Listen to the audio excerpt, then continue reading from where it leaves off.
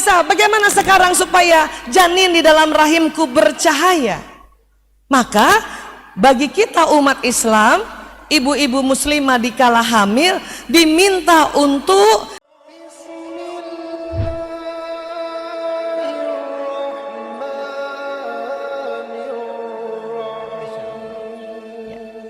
sekarang ibu, waktu ibu hamil bercahaya nggak anaknya bu? Hah?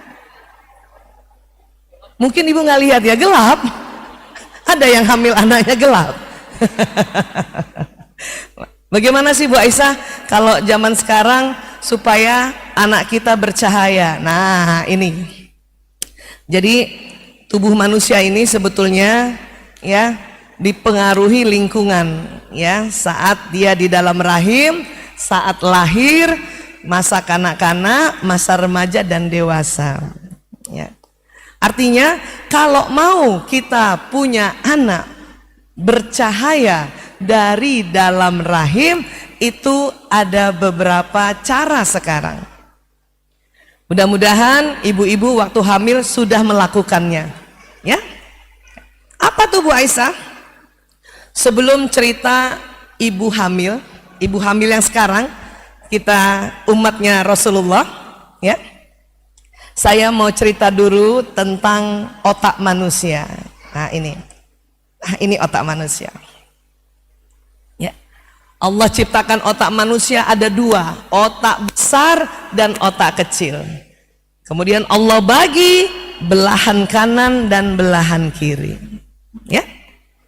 Bapak ibu coba dulu belai-belai kepalanya dulu. Ibu usap-usap kepalanya. Iya. Ada otaknya bu? Ada, alhamdulillah. Takut lupa pak? Banyak ibu-ibu lupa punya otak. Anak sekolah aja baru ingat punya otak kalau mau ujian, baru dia pegang Allah gitu. Ibu-ibu kalau ingat punya otak kapan bu? Kalau tanggung bulan, baru kita ingat ya Allah. Baru kita pegang otak kita ya. Nah ini, ada apa di dalam otak manusia Allah ciptakan Bu Aisyah ya? Walaupun Bapak Ibu tidak sekolah kedokteran, tidak sekolah kesehatan, tapi kita harus tahu apa sih yang ada di dalam tubuh manusia. Karena ya, kalau kita semakin mengenali diri kita, ya, maka kita akan semakin kagum kepada proses penciptaan manusia dari Allah Ta'ala. Ya. Ada apa di otak? Ada ini, mudah-mudahan kelihatan. Bapak juga mudah-mudahan kelihatan ya layarnya karena ada di sini. Ya, apa itu sel otak? Ini bagus buat anak-anak lihat. Sebelah sini boleh nak duduknya nak? Sini sayang duduknya, biar kelihatan. Atau agak ke situ boleh? Ini anak-anak penting lihat ini, ya. Sel otak. Apa bu? Sel otak. Ada berapa Bu Aisyah sel otak? Banyak sekali, ada 100 miliar sel otak. Satu sel otak, atau disebutnya kalau pakai bahasa Latin neuron, itu seperti kerjanya satu komputer yang tercanggih di zamannya. Ya. Saya lahir tahun 1968, punya 100 miliar. Ya. Pak Oka lahir tahun berapa, Pak?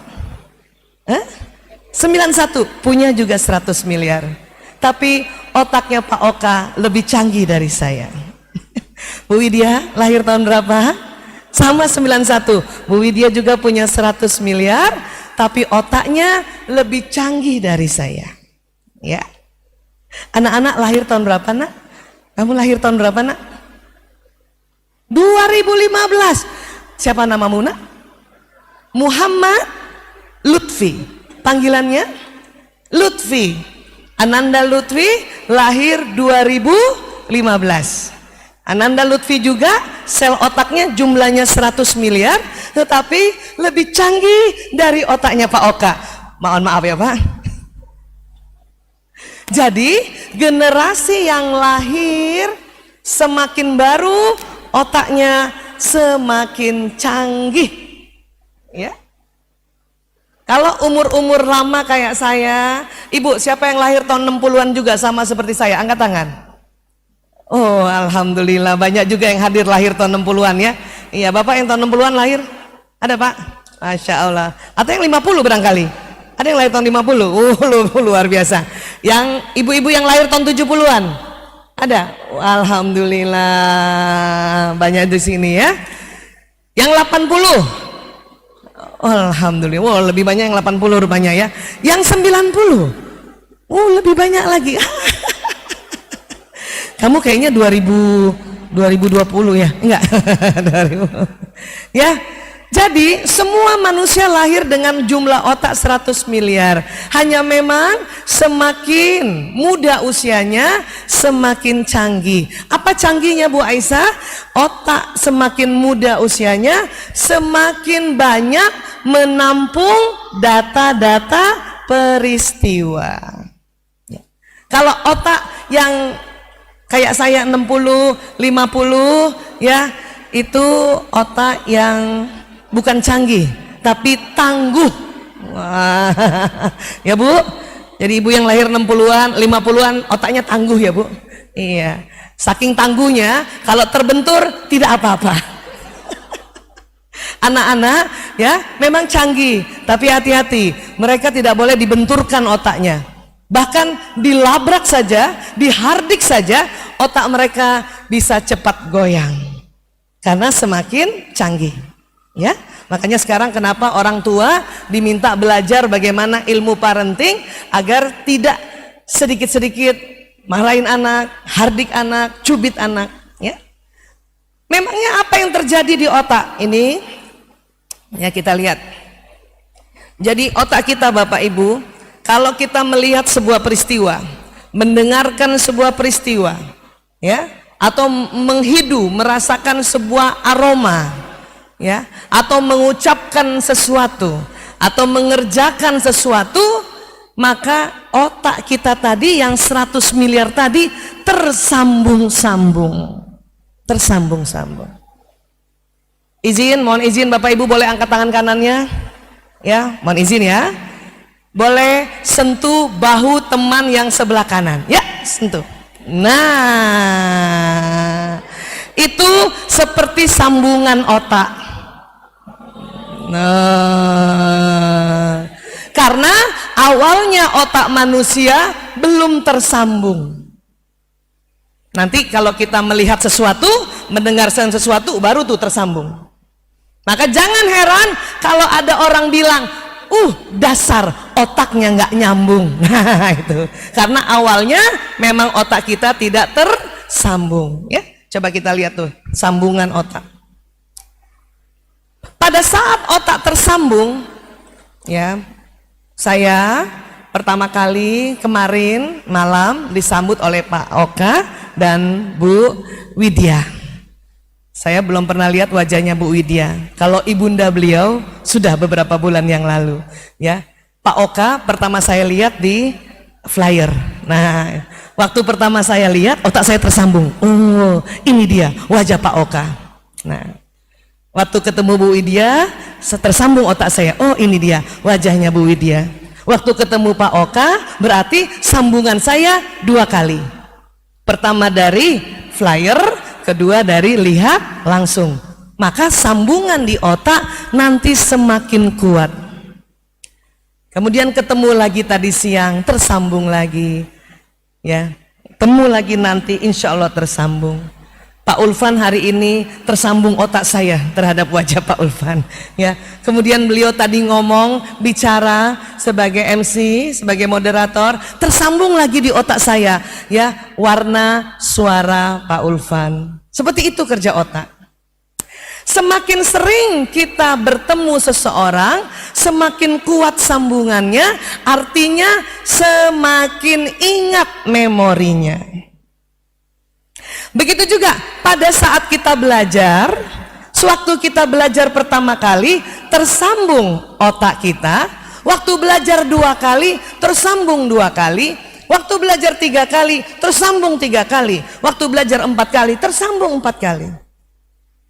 Itulah makanya pada saat kita belajar perlu kita ulang-ulang, perlu kita murojaah agar sambungan otak ini tersambung berkali-kali sehingga daya ingat kita kuat. Ya.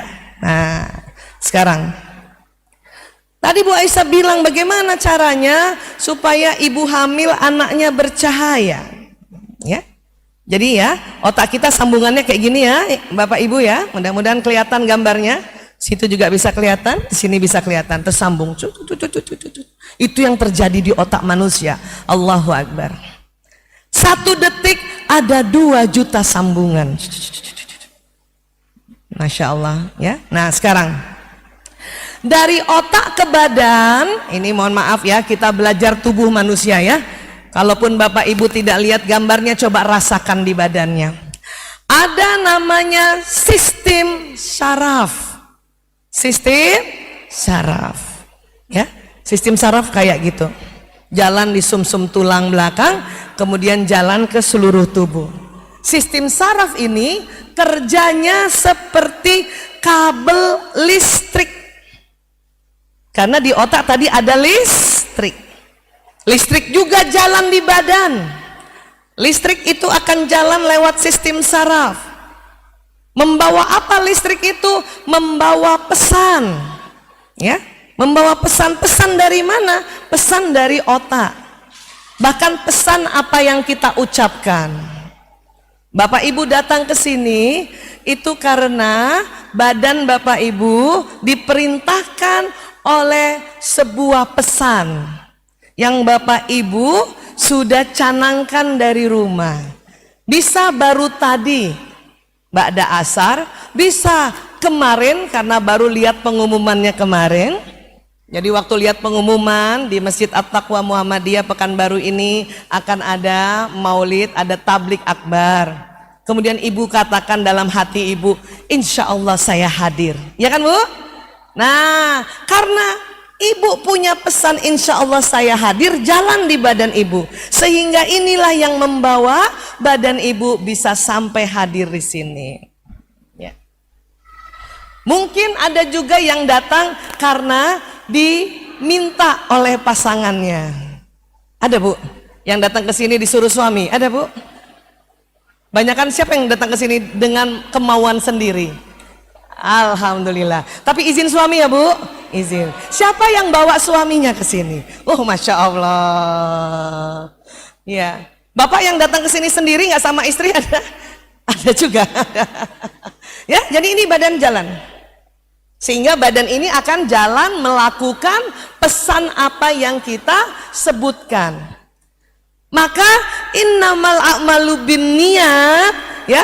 Sesungguhnya amal atau aktivitas ya atau action istilahnya ya dimulai dari niat, karena setiap yang kita niatkan baik secara zahir diucapkan maupun secara sir ya dibatinkan itu jalan di sistem saraf ini. Maka badan ini melakukan hal-hal yang kita niatkan. Terkadang sama orang melakukan sesuatu, pergi ke kantor sama pergi ke kantor, tapi yang beda niatnya. Ada orang pergi ke kantor dengan niatan apa? Ya, mau niat pokoknya daripada di rumah nanti nggak enak dilihat tetangga, maka pergi ke kantor. Ada yang begitu, ya. Tapi ada juga yang niat bahwa pergi ke kantor menjemput nafkah keluarga. Ada juga yang menambahkan niatnya, ya Allah saya ke kantor menjemput nafkah keluarga lillahi ta'ala. Itu akan beda nanti. Bedanya di mana? Cara kerjanya. Ya. Mungkin yang niatnya tipis-tipis saja, biasa-biasa aja cara kerja, badannya bekerja cuman ya tipis-tipis saja, tidak giat. Tapi kalau tadi niatannya menyebut lillahi ta'ala, Allahu Akbar, Allah memberikan tambahan kekuatan bukan dari badannya langsung, tetapi karena kalimat lillahi ta'ala itu akan menjadi sebuah kekuatan. Dan akhirnya orang yang melakukan sesuatu itu walaupun capek, walaupun penat ya tetap rasanya semangat, seperti itu ya. Nah ini sekarang ibu hamil bagaimana Bu Aisyah? Nah, Ibu hamil ini, ananda kita yang ada di dalam rahim, apa yang dimakan, apa yang diminum, apa yang diucapkan, apa yang dilihat, apa yang didengar dan dilakukan ibu akan masuk ke janin. Ya. Rahim seorang ibu Allah pinjam untuk apa? Menciptakan manusia. Kalau masih dalam rahim kita sebutnya janin. Nanti kalau sudah keluar baru disebutnya bayi. Ya. Seperti itu ya, Bu. Nah, kalau apa yang dimakan diminum itu nanti masuk ke dalam janin lewat ada yang namanya plasenta. Kemudian plasenta ya akan nanti ada tali pusar ke pusarnya janin. Jadi kalau ibu hamil makan kacang hijau, insya Allah berapa jam kemudian janinnya juga akan ya makan sari kacang hijau, tapi bukan dari mulut tetapi dari saluran ya plasenta tadi. Kalau ibu hamil makan pindang patin atau patin kita makan ya, nanti janinnya juga makan sari ikan patin. Kalau ibunya makan duren, anaknya juga sari duren. Seperti itu ya. Nah, ini yang terjadi sebetulnya. Tapi kenapa bisa, Bu Aisyah? Apa yang dilihat ibu, apa yang diucapkan, apa yang diingat, apa yang dirasakan, kok bisa terekam di dalam otaknya janin? Karena memang otak janin pada saat di dalam rahim sudah bekerja, Bu. Sudah tersambung-sambung. Bahkan di trimester pertama, 3 bulan pertama sudah mulai tersambung-sambung. Kalau ibu nonton sesuatu, siapa yang masih suka nonton sinetron? Waktu hamil kemudian nonton sinetron, kalau sinetronnya sedih, maka nanti terekam di otak bayi bahwa ibu sedang sedih. Kalau ibu nonton sesuatu yang lucu-lucu, terekam di otak bayi juga sesuatu yang lucu. Ya. Bahkan bukan hanya ibu melihat sesuatu nih, karena lewat sistem saraf. Seorang ayah bicara pada ibu yang hamil, kemudian ibu ini menangkap suaranya ayah, maka nanti suara ayah jalan ke sistem saraf, terekam juga di otaknya janin. Itu makanya ayah yang rajin mendampingi istrinya waktu hamil, maka sewaktu bayinya lahir, kemudian bayinya nangis, ayahnya datang, ayahnya cerita atau ayahnya bicara, bayi biasanya diam tenang karena sudah terbiasa dengar suara ayahnya. Yang cilaka kalau sewaktu ayahnya datang dia tambah nangis, tetapi waktu tetangganya datang dia tenang. Itu yang bahaya. Berarti waktu ibu hamil yang sering nemenin tetangga, Bu, Pak, ya, ibu RT maksudnya. Paham ya? Iya. Dan apa yang diucapkan ibu itu juga makanya mengapa ibu hamil harus hati-hati bicara, karena dia akan terekam di otak janin. Ibu pernah kalau salah bicara, walau alam ini apakah di sini sama di daerah-daerah lain? Ibu pernah nggak kalau salah bicara waktu hamil, terus ibu bilang amit-amit cabang bayi gitu, sambil ketok-ketok meja, gitu, Bu? Sama di sini juga begitu. Oh, sama ternyata. Sebetulnya kalau nanti ibu hamil lagi, lebih tepatnya kalau ibu salah bicara, ibu salah melihat sesuatu, salah mendengar sesuatu, lebih bagus ibu katakan na'udzubillahi min zalik. Perlu ketok-ketok nggak, Bu Aisyah? Nggak perlu, Bu. Karena waktu ibu bicara sesuatu dan keliru, ibu lagi hamil mencela tetangga, ya, entah kenapa, maaf, tetangganya Pak RT di sebelah kulitnya agak hitam, dan ibu mencelanya, hati-hati, bayi ibu akan hitam. Itu ya, Walaupun belum ada riset ilmiahnya, tapi itu yang terjadi. Makanya kalau ibu mencela lagi hamil, ibu harus katakan nauzubillah min zalik pada saat ibu tersadar. Astagfirullahaladzim, nauzubillah min zalik. Paham ya Bu?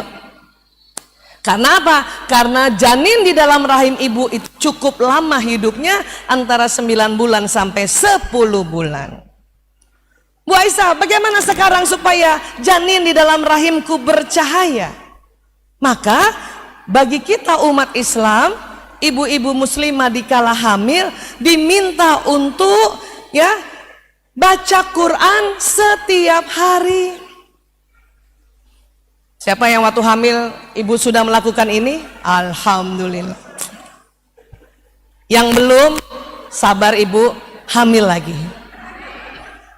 Yang berikutnya mulai. Barangkali dulu cuman sepekan sekali baca Qurannya, nanti hamil berikutnya ya setiap hari ibu baca Quran. Masya Allah. Ya, dan otak janin pada saat ibu baca Quran tersambung-sambung otaknya. Ya, tentang apa yang ibu baca. Satu huruf Al-Quran Allah berikan pahalanya 10 kebajikan. Dan rupanya ahli neuroscience pernah merekam pada saat ibu hamil baca Quran, ya, kemudian ada USG di rahim ibu itu, ya, USG itu bertambah terang, tambah bercahaya. Gitu. Paham ya Bu? Bu Aisyah, boleh nggak kalau kita hamil main TikTok? Seperti itu? Sebetulnya karena sekarang era digital, boleh saja. Yang penting isi dari yang kita lihat adalah informasi-informasi yang bermanfaat. Kalau ibu nonton TikToknya, maaf, orang joget-joget, maka itu bisa kerekam juga di otaknya janin seperti itu, ya.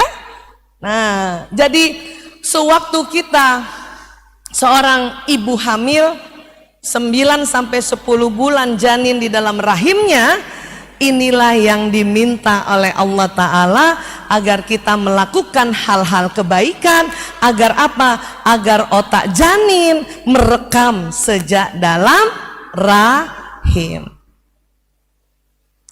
Kemudian sudah hampir 10 bulan, waktunya dia dilahirkan. Baik dilahirkan secara spontan atau dilahirkan secara operasi sesar. Setelah lahir, bayinya ini ya memang sengaja oleh dokter, oleh bidan untuk ditangiskan. Supaya apa? Agar paru-parunya bekerja.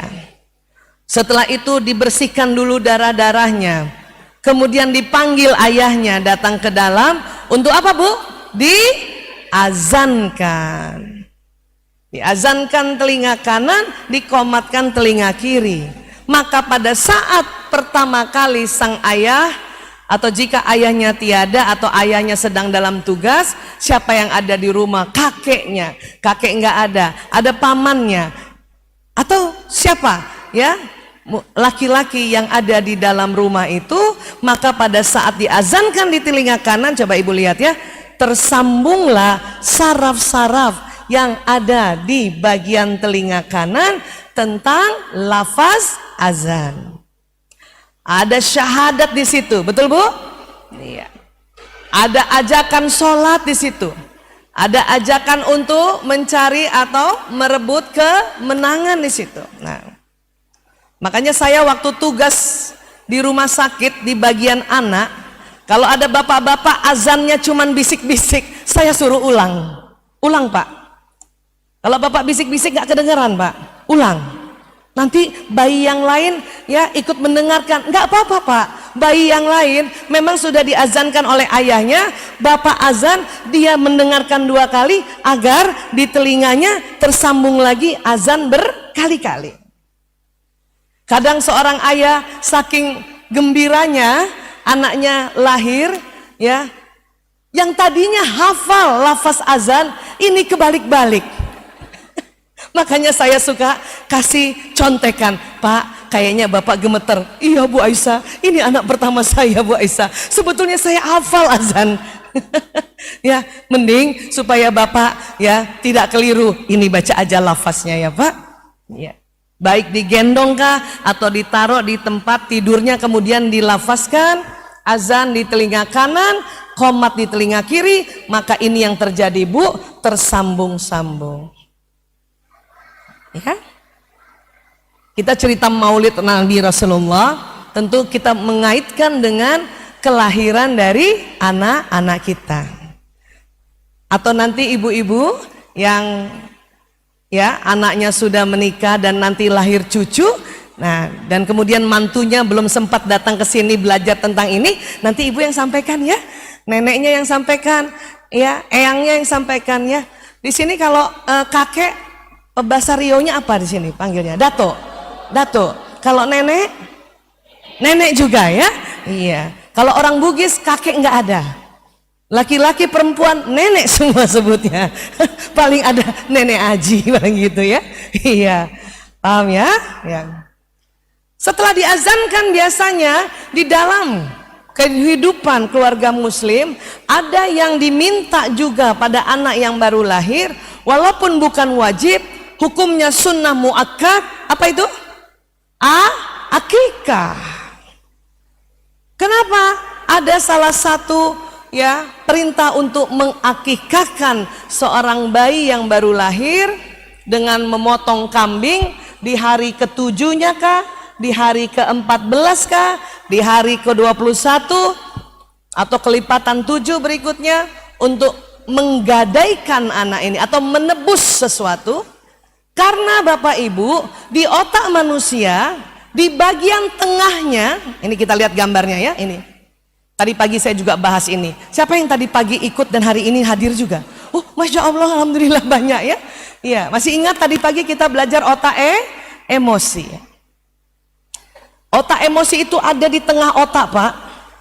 Tadi pagi juga saya sudah sampaikan ya, ukuran otak emosi manusia itu yang di tengah otak sebesar kepalan tangan masing-masing. Coba Bapak Ibu kepalkan tangan begini. Nah, bayangkan dia ada di dalam otak Bapak Ibu, di tengah otak, di tengah. Sebesar inilah otak emosi Bapak Ibu. Ya. Coba sekarang Bapak Ibu kepalkan tangan. Kemudian ya, bandingkan dengan teman kanan kiri, mana yang lebih besar? Bapak, siapa yang lebih besar Pak tangannya Pak? Bukan berarti juga yang tangannya lebih besar, emosinya lebih besar, bukan berarti itu Pak.